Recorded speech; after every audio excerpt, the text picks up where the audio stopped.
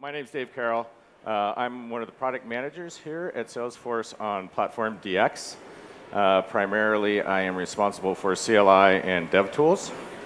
But I've also been at Salesforce for a god-awful long time, more than a decade, and have been very interested in all of our capabilities for building apps and extending the platform.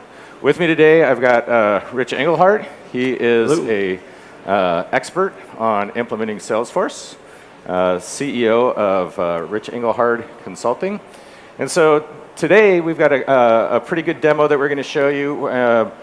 More than the demo, we want to talk about how you as a developer can think about how you write your code, how you create your Lightning components in such a way that you give back a lot of control to your admins.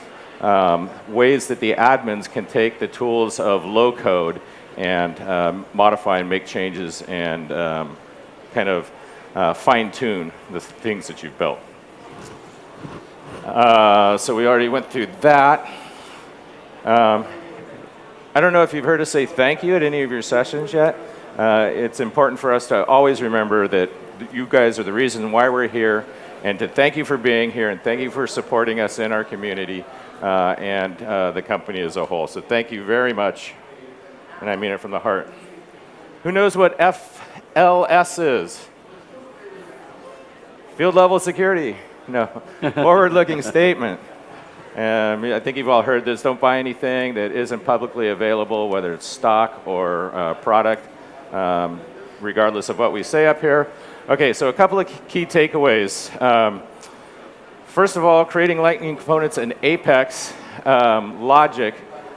I want you to take away the fact that you can build these in a way, architect these pieces of your solution in a way that loosely couples it from other parts of the platform. In this case, it'll be loosely coupled from Lightning flows. The reason why we loosely couple that is because we may want to go revisit some piece of this solution, might be the flow. If we've got it loosely coupled, then we don't have to go revisit the Apex controller that's driving our Lightning component.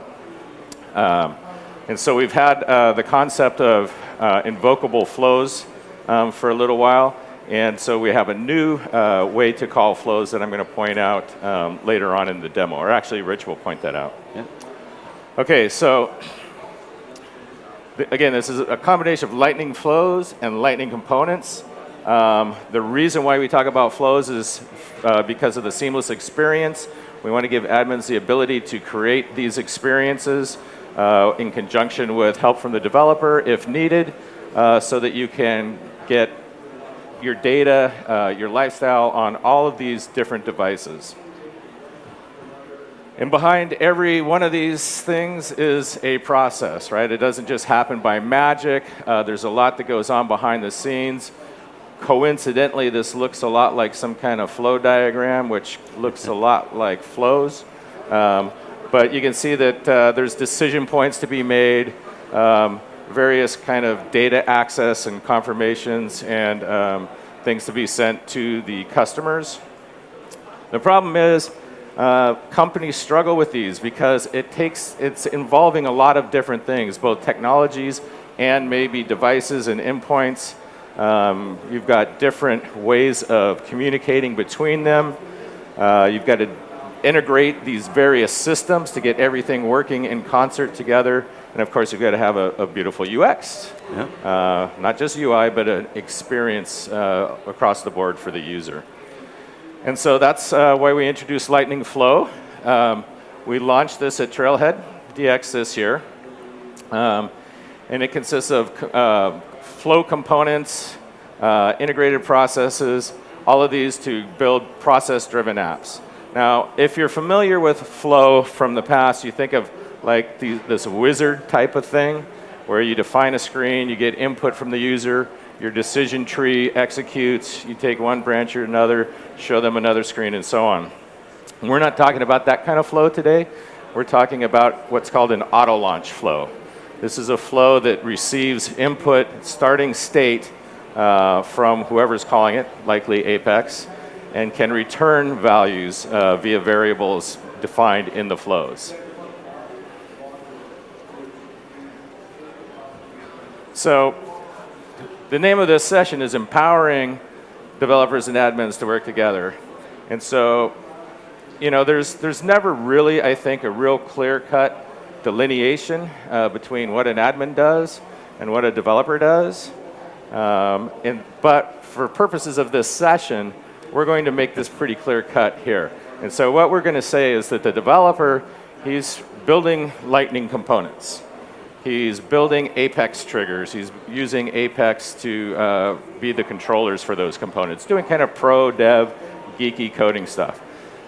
The administrator, on the other hand, is taking all the things available in things like Process Builder and App Builder and leveraging those technologies to implement business processes.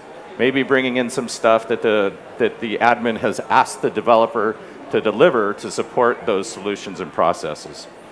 And of course, part of that is Lightning Flow that our users enjoy. So up until recently, this was the model for combining Lightning and Lightning Flow. It still is a model, it's a valid model. But in this instance, what we're saying is make a call out from your flow to Apex code, have the Apex code run something, and return a value.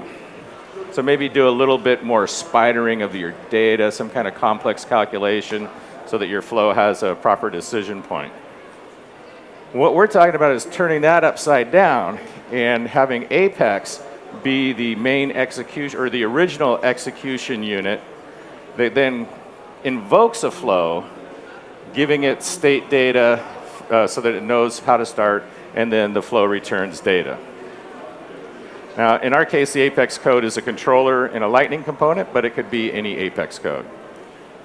And so we say that like peanut butter and chocolate, Apex and Flow are better together.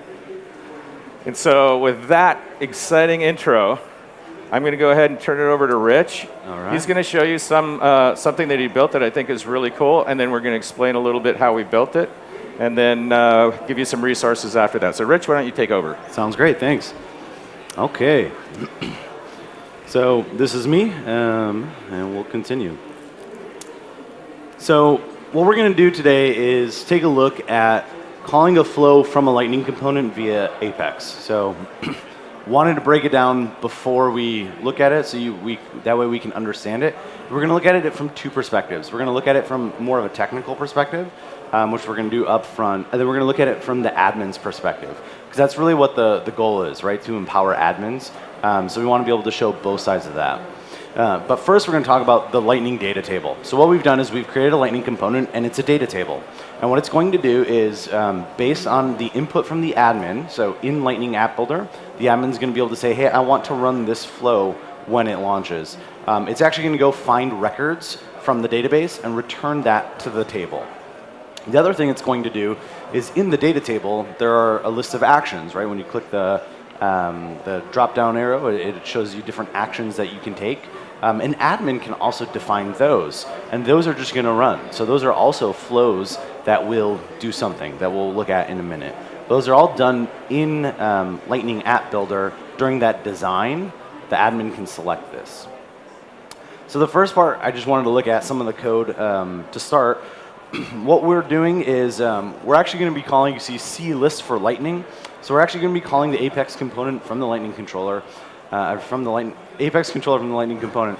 And we're going to send two parameters in. One, we're going to send the record ID, so we know what the record is that we're using. And then the other thing we're going to do is send in what the flow name is, right? This is what the admin has defined in Lightning App Builder. And so here's our Apex. This is actually how we technically call the flow. It's a flow.interview. And as you can see here, we've allowed it to take some parameters, our flow name, and then any of our input variables from the flow that we want. So in this case, we have record ID as an input variable. So as you're working with your admin, you just have to let them know, hey, by the way, when you create your flow, you just have to have a variable that can be allowed for an input variable, and it's got to be called record ID. So a little bit of setup for the admin when they build the flow. Pretty straightforward from that perspective. Can you get my mic? And so with that, we're actually going to jump into the demo. So, Rich, that last part that you showed, the invocation of the flow, I just want to emphasize that that is the piece that allows you to loosely couple your flows from your Apex. Instead of having a concrete instance of that interview, we're invoking or hydrating it by name, which keeps everything separate. So. Yeah, no, absolutely. It's a very important part, right? That means we can use this data table on any object. The admin is deciding what we want to do. So in this case, just kind of show as an example, we're on an opportunity. I'm going to go and hit refresh so you can see it run. And as we see here, we're on a tab called Contact Roles, and we have active contacts. And so this is actually the data table that's running. And what it's doing is it's going and calling a flow that says, it's going to look at the opportunity, it's going to look at the account of the opportunity, and it's going to go bring me all the active contacts of that opportunity, so or of that account. So if we look at Sean Forbes here, we can see Sean is part of Edge Communications and is a contact on this opportunity. So that's the first thing it does. It also allows us to, if we wanted to go to Sean right from here, we can do that as well, right? These links are clickable, so it does work with navigation as well as with your email and phone. So if I were to click this, it would open up Gmail for me to send an email.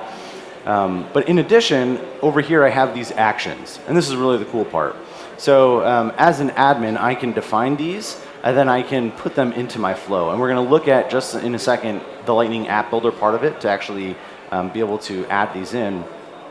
But you can see here that I have add to opportunity contacts and deactivate.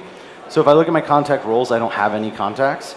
So I say, okay, you know what? I want to make Sean my opportunity contact. I click add opportunity contacts. Now in this case, I need to refresh because the opportunity itself hasn't actually been updated. So I can't use a record updated refresh because we're updating the opportunity contacts.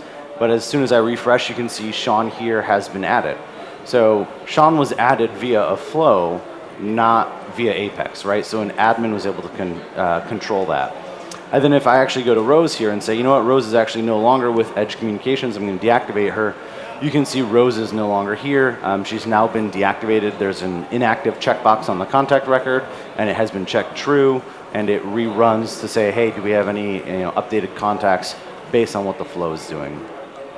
So let's go take a look at Lightning App Builder and understand what's actually happening here. So the first thing we have here is our Lightning component. You can see it's called Data Table right up here. And we have a few different inputs that allow the admin to configure. So the first thing, we have a flow name for the lookup records, right? This is a data table, so what is it doing? It's looking up records. And so it allows me to select what the flow is that I want to be able to use. In this case, we have 2 active contacts on the opportunity, or maybe I wanted to put this on a case record, right? Maybe I wanted to see who the active contacts were on a case. It allows your admin to completely define what it is. And it doesn't have to be just contacts, right? It's using generic S object in the background, so you can do this, and display any record. You could be displaying accounts, etc. Then I have a title, right? So the admin, if I am putting this on a different object, and I am, instead of putting in contacts, maybe I want to say, show me all the active cases, or anything like that, I can go ahead and change this. So it's very nice for the admin to define it. And then what is the field set, right? So obviously there's fields that we were displaying, phone, title, email. You don't want to hard code those values either. So we're actually working with field sets on that contact record to be able to say, hey, we want to be able to control that as an admin, right? I want to be able to switch fields out depending on what object I'm on. Yeah, this is another place where we're kind of disconnecting. If I don't have to go back into the code to change the fields that I'm querying and displaying, then I turn more control back over to the admin. As a matter of fact, that flow that returns those records, all it does is return record IDs. A new query is generated inside the Apex based on the field set to go out and get that data and then display it properly. So it's full control both over that final query and what's displayed right in the hands of the admin. Yeah, absolutely. And then we also have our object name, right? So the only reason why we have an object name would be kind of weird, like, well, you're on an object, you're on an opportunity object, why do you have an object name? We have the object name because we're not actually querying opportunity records, right? It doesn't help me if I'm trying to query contacts and I'm on the opportunity record. So based on that, we have the object name here to help us with what the field set is that should be defined, other things like that as the flow runs. And then you can see here we have our flow actions, right? So it's just a common separated list. We have deactivate contact and we have add ops the contacts, or add to op contacts. So if we get rid of deactivate contacts right here and just click save, we click back. So as an admin, now I've said, you know what, I don't want people to be able to deactivate contacts from here. Who would have done that? We can now see right from running it, we no longer have that deactivate. So this really allows your admin, if you can develop your products, as Dave has been saying, where it's very decoupled, where you're allowing your admin to control what those variables are, you can create some really cool components that your admin can then use and define and be able to do whatever you would like with. And that's really the main goal. So with that, we have about 3 minutes left. I don't know if there were any questions we wanted to show them the changing field set. I think that one demos. Changing field set? All right. You don't even have to save it from the app builder, because these things are live inside the app builder, right? So watch when he changes the field set from long form to short form. Magically, we have the 3 columns that are in that field set instead of the 4 that are in the long form. So that's pretty cool. All right. We did start a little bit late, so let's go back to our slides. So there's a lot more stuff still to come. We had a whole another section on this slide that made it a real eye chart, and I said that was yesterday. Let's just remove that stuff off. So this is all coming up today and tomorrow, that you can continue this journey on flows and building cool applications. Now, all of that stuff that we showed you, I'm a PM for DX, so of course I've got to put this in GitHub. And make it so that you can spin up a Scratch org and deploy this into a Scratch org, and you can play with that code, you can use that code, you can see how it works, dissect it, modify it, and so on. Simply dcarol /data table on the github.com site. Actually, that's what we did. I installed it from the Scratch org yesterday, and we just demoed that to you today. So. And I guess that's it. Well, thank you, everyone. Hopefully you found something useful, and enjoy the rest of your Dreamforce. Thank you, Rich. Thank you.